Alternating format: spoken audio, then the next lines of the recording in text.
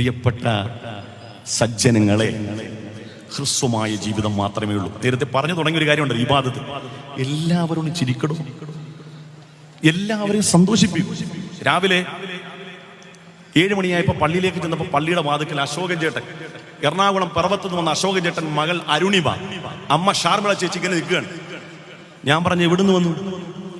പിറവത്തുനിന്ന്. എന്തേ കാര്യം? മോള് എറണാകുളം പെരുമ്പാവൂര് ചേലക്കുളത്തെ ജയഭാരതി കോളേജിലാണ് പഠിക്കുന്നത്. കുട്ടിക്ക് ഫീസ് അടക്കാനില്ല. ടെൻഷനാകണ്ട, ഒരു വീഡിയോ ചെയ്തു കൊടുത്തു. അവരെ ആരെ മുഖം പോലും കാണിച്ചിട്ടില്ല. ഫസ്റ്റിലെ ഷിഹാബ് എന്ന് പറയുന്ന തൃശ്ശൂരുകാരൻ 25,000 രൂപ അയച്ചു കൊടുക്കുക. മനുഷ്യന്റെ ഒരു ലഹരി.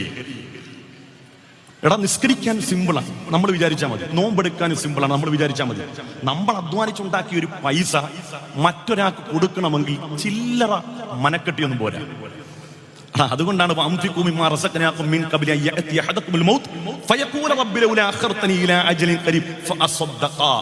മരണമാസന്നമാകുന്ന സമയത്ത് മനുഷ്യൻ പടച്ചവന്റെ മുമ്പിൽ സജ്ജനമാകാൻ വേണ്ടി ചെയ്യുന്ന പ്രവൃത്തി എന്താണെന്നാ പറഞ്ഞത്?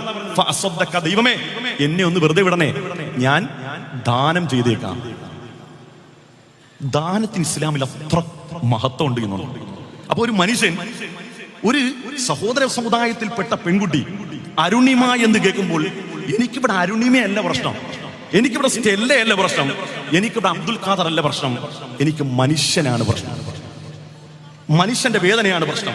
ആ മനുഷ്യന്റെ വേദന നീക്കുന്നതിലൂടെ എന്നെയും അരുണിമയും സൃഷ്ടിച്ച ചിത്താവായ പടച്ചതമ്പുരാൻ ഇത് അവന് വലിയ സന്തോഷമാണെന്ന് മനസ്സിലാക്കിയിട്ടല്ലേ ഇതൊക്കെ കൊടുക്കുന്നത്.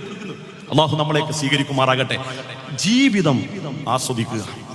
അമ്മമാരോട് ഒരിക്കൽ കൂടി പറയാണ്, ജീവിതം ആസ്വദിക്കുക. എങ്ങനെ ആസ്വദിക്കേണ്ടത്? നന്മയിലായി ആസ്വദിക്കുക. നിങ്ങൾ നിങ്ങളുടെ മരുമോളോടുള്ള പ്രശ്നം കാരണം രാത്രിയിൽ എപ്പോഴും ചൊറിഞ്ഞു മാതിയിരിക്കും. എന്നെങ്കിലും ഒരു ദിവസം സമാധാനമായിട്ട് കിടന്നുറങ്ങാൻ പറ്റൂ? അമ്മായിയമ്മയുടെ പ്രശ്നമുള്ള ഒരു പെണ്ണിന് എന്നെങ്കിലും മനസ്സമാധാനത്തോട് ജീവിക്കാൻ പറ്റുമോ? കൂട്ടുകാരോട് പ്രശ്നമുള്ള ഒരാൾക്ക് മനസ്സമാധാനത്തോട് ജീവിക്കാൻ പറ്റുമോ? എങ്കിൽ ആരോടും പ്രശ്നമില്ലാത്ത മനുഷ്യർക്ക് എത്ര സ്വസ്ഥമായി ഉറങ്ങാൻ കഴിയും? നബി ആരാണ് മുഅ്മിൻ? അനസ് റളിയല്ലാഹു അൻഹു വിളിച്ചിട്ട് പറഞ്ഞു, അനസേ, പ്രഭാതം മുതൽ പ്രദോഷം വരെ നിന്റെ മനസ്സിൽ ഒരാളോടും വൈരാഗ്യമില്ല, നിന്റെ മനസ്സിൽ ഒരാളോടും ദേഷ്യമില്ലെങ്കിൽ നീയാണ് മുഅ്മിൻ, നീയാണ് ഏറ്റവും പ്രപഞ്ചത്തിൽ ഏറ്റവും മനസ്സമാധാനം അനുഭവിക്കുന്നവനെന്ന് ആദരവായ നബിയുനാ മുഹമ്മദ് മുസ്തഫ സല്ലല്ലാഹു അലൈഹി വസല്ലം. അതുകൊണ്ട് എല്ലാവരോടും സഹകരിക്കണം, എല്ലാവരും സ്നേഹിക്കണം, എല്ലാവരോടും പുഞ്ചിരിക്കണം. കഴിയുന്നതെന്തും മറ്റുള്ളവർക്ക് കൊടുത്ത് അവരുടെ പുഞ്ചിരി കാണാൻ അതൊരു ലഹരിയാക്കി മാറ്റണം. അല്ലാഹു തൗഫീഖ് നൽകുമാറാകട്ടെ.